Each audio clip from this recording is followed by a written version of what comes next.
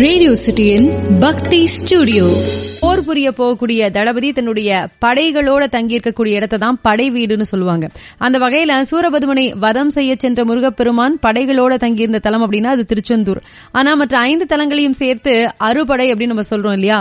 இந்த அறுபடை அப்படிங்கிறது எப்படி வந்தது அப்படின்னு பார்க்கும்போது, வறுமையில் வாடக்கூடிய ஒருத்தர்கிட்ட வறுமையை வென்ற ஒருத்தர் வள்ளல்கள் இருக்கிற இடத்தை சுத்தி காமிச்சு அங்க போனா உன்னுடைய வறுமை தீரும்னு சொல்லி அவரை ஆற்றுப்படுத்துவார், ஆறுதல் படுத்துவார், ஆற்றுப்படுத்துவார் இல்லையா?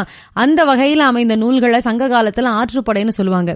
இப்படி மக்களினுடைய குறைகளை போக்கி அருள் செய்யக்கூடிய முருகன் இந்த 6 இடங்கள்ல உரைகிறார். அவர்கிட்ட போய் சரணடைந்தோம் அப்படின்னா அவருடைய அருள் கிடைக்கும் அப்படிங்கிற பொருள்ல நக்கீரர் ஒரு நூல் எழுதுறார். முருகனினுடைய பெருமைகளை சொல்லக்கூடிய நூல் அப்படிங்கிறதுனால இத திருமுருகாற்றுப்படை அப்படின்னு சொல்லிட்டு பெயர் வந்தது. பிற்காலத்துல இந்த ஆற்றுப்படை தலங்களே மருவி அறுபடை என ஆச்சுன்னு சொல்லுவாங்க. அவர் பாடின வரிசையிலேயே அறுபடை வீடுகள் அமைஞ்சிருக்கு. முருகாற்றுப்படைன்னு சொல்லும்பொழுது முக்தி பெறுவதற்கு பக்குவமடைந்த ஒருத்தரை, முக்தி பெற்ற ஒருத்தன் வழிபடுத்துறது அப்படின்னு பொருள்படும். திருமுருகாற்றுப்படை 6 பகுதிகளாக பிரிக்கப்பட்டிருக்கு. ஒவ்வொரு பகுதியும் முருகப்பெருமானினுடைய அறுபடை வீடுகளை தனித்தனியாக சொல்லியிருக்கு. இந்த அறுபடை வீடுகளுக்கு போய் முருகனை வழிபட்டால் என்னென்ன பலன்கள் கிடைக்கும் அப்படிங்கிற அந்த அரிய ரகசியமும் அதுல சொல்லப்பட்டிருக்கு. அப்படியே அறுபடை வீடுகள்ல முதல் படை வீடான திருப்பரங்குன்றம் பத்தி தான் நம்ம பேச போறோம். திருப்பரங்குன்றம் அப்படிங்கிறது முருகப்பெருமான் தெய்வயானையை திருமணம் செய்து கொண்ட தலம். அறுபடை வீடுகள்ல நம்மளுடைய உடல் ஆதாரங்களோட ஒப்பிட்ட நம் முன்னோர்கள் இந்த தலத்தை மூலாதாரம்னு சொல்லியிருக்காங்க. மூலாதாரம் அப்படிங்கிறது ஒரு பிரம்மாண்ட கட்டடத்துக்கு போடப்படக்கூடிய அடித்தளம் மாதிரி. அதாவது மூலாதார சக்கரம் அப்படிங்கறதா எல்லாத்துக்கும் வேர் மாதிரி இல்லையா? அந்த அடிப்படையில பார்த்தால் திருப்பரங்குன்றம் அப்படின்னு சொல்லப்படக்கூடிய இந்த தலம் தமிழ்நாட்டில் இருக்கக்கூடிய அறுபடை வீடுகளான மற்ற 5 தலங்களுக்கு அடித்தளமாக இருக்கக்கூடிய ஒரு தலம். சங்கம் அமைத்து தமிழ் வளர்த்த மதுரையில இருந்து தென்மேற்குல 9 கிலோமீட்டர் தொலைவில் இந்த திருப்பரங்குன்றம் அப்படிங்கிறது அமைஞ்சிருக்கு. திருப்பரங்குன்றம் அப்படிங்கிறது தான் திருப்பரங்குன்றம்னு வழங்கப்படுது. இதுல பரம் அப்படின்னா பரம்பொருளான சிவபெருமானையும், குன்றம் அப்படிங்கிறது குன்று ஆகிய மலையையும், திரு அப்படிங்கிறது அதனுடைய சிறப்பையும் உணர்த்தக்கூடிய அடைமொழி. இந்த குன்றானது சிவலிங்க வடிவத்தில் காணப்படுறதுனால அந்த சிவபெருமானே குன்றின் உருவத்தில் காட்சி கொடுக்கறதாக கருதப்பட்டு வணங்கப்பட்டிருக்கு. இந்த மலையை ஒவ்வொரு நாளும் வந்து வழிபட்டால் உங்களுடைய வினைகள் எல்லாம் தீரும் அப்படின்னு சொல்லிட்டு தன்னுடைய தேவாரத்துல குறிப்பிட்டிருக்கிறார் திருஞான சம்பந்தர். கைலாயத்துல ஒரு நாள் பார்வதி தேவிக்கு சிவபெருமான் பிரணவ மந்திரத்தினுடைய உட்பொருளை உபதேசிக்கும் போது தன்னுடைய தாயாரின் மடி மேல முருகப்பெருமான் உட்கார்ந்திருந்தாராம். தாய்க்கு தந்தையார் பிரணவ மந்திர உபதேசம் பண்ணினப்போ முருகப்பெருமானும் அந்த உபதேசத்தை கேட்டாராம்.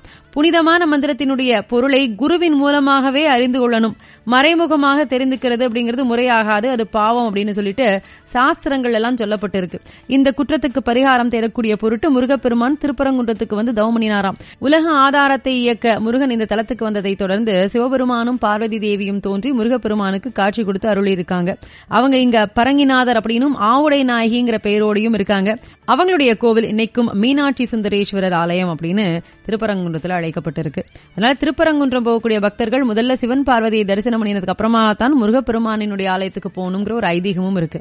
முருகப்பெருமானுக்கு சிவபெருமான் தை மாதத்துல பூச நட்சத்திரத்தை அன்னைக்கு காட்சி கொடுத்தாராம். அதனால தைப்பூச அன்னைக்கு சிவபெருமானையும் முருகப்பெருமானையும் வழிபடுறவங்க வேண்டும் வரம் பெறுவார்கள் அப்படிங்கிற ஒரு நம்பிக்கை இருக்கு.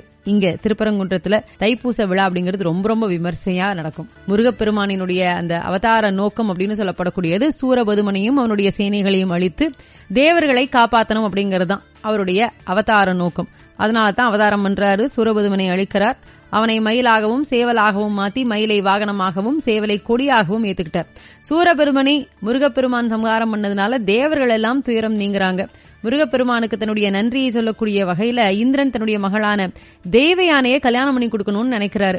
அதனுடைய தொடர்ச்சியாக முருகப்பெருமான் தெய்வானை கல்யாணம் அப்படிங்கிறது திருப்பரங்குன்றத்துல நடக்குது.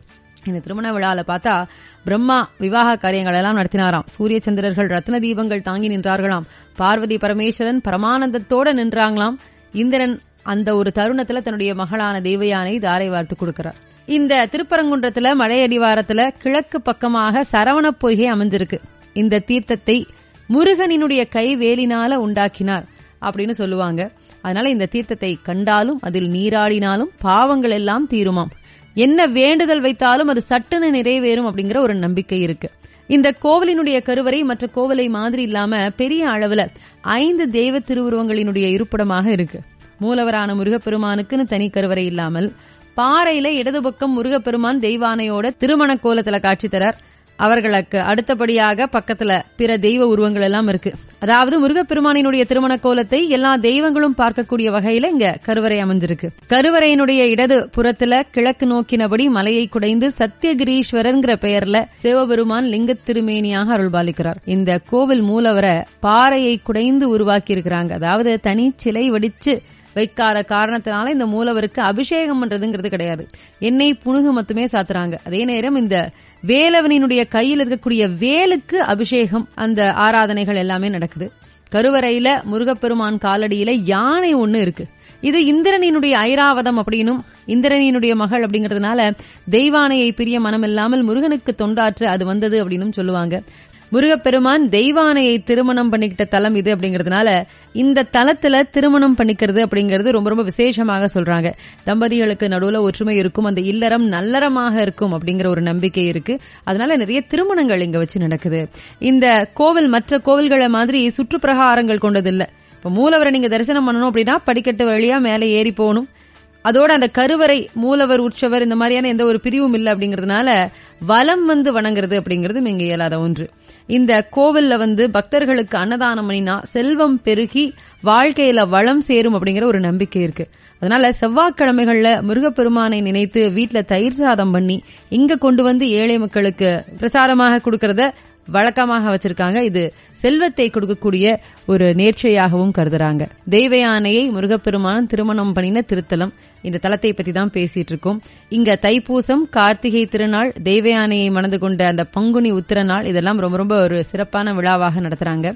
இந்த குன்றத்து முருகப்பெருமான் உலக புகழ் பெற்ற மதுரை சித்திரை திருவிழாவில் அன்னை மீனாட்சி திருக்கல்யாணத்தை பாக்கிறதுக்கு மதுரைக்கு போயிட்டு திரும்புறது அப்படிங்கறதும் ரொம்ப ஒரு முக்கியமான நிகழ்வு.